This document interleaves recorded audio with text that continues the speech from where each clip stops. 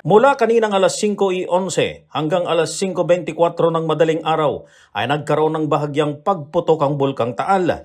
Ito ang report na inilabas ng Philippine Institute of Volcanology and Seismology o PHIVOLCS sa patuloy na monitoring sa isa sa binabantayang aktibong bulkan sa bansa. Batay sa seismic, visual at infrasound na naitala ng Taal Volcano Network, nagdulot ang phreatic eruption ng white steam-laden flume na umabot sa 2,400 metro ang taas.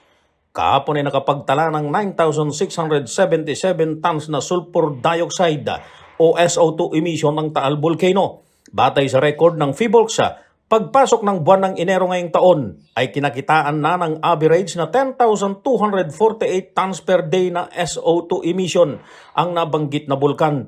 Dahil dito payo ng PHIVOLCS sa publiko, nananatiling nakataas sa alert level 1 ng Taal Volcano na maring magdulot ng muling pag-aalboruto. Para sa MBC TV Network News, ako naman Val Gonzales, sama-sama tayo Pilipino.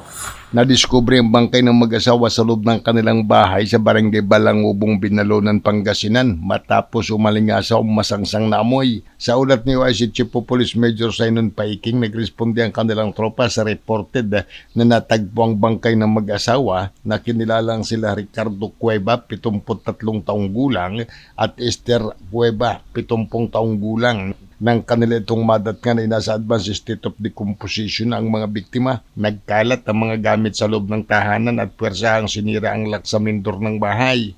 Rabi rin ang nakikitang motibo ng mga investigador sa pagpaslang sa mag-asawa kung saan ayon kay Major Paiking ay may person of interest na silang tinitingnan sa pangyayari. Para sa MBC TV Network News, ito si Freddy Pajardo, sama-sama tayo Pilipino.